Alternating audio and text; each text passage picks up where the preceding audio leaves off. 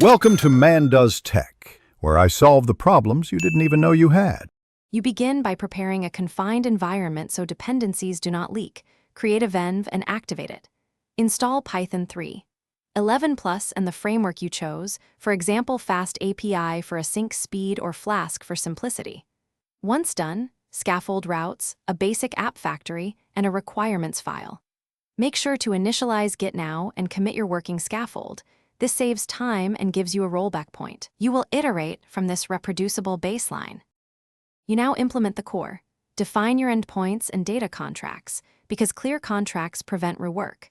Connect an ORM like SQL Alchemy and create migrations with Alembic so schema changes are versioned. Once data is reliable, add caching with Redis and background processing via Celery or RQ to keep requests fast.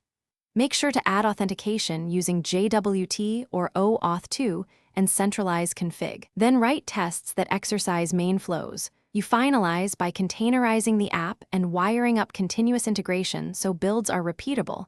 Push images to a registry and deploy with health checks.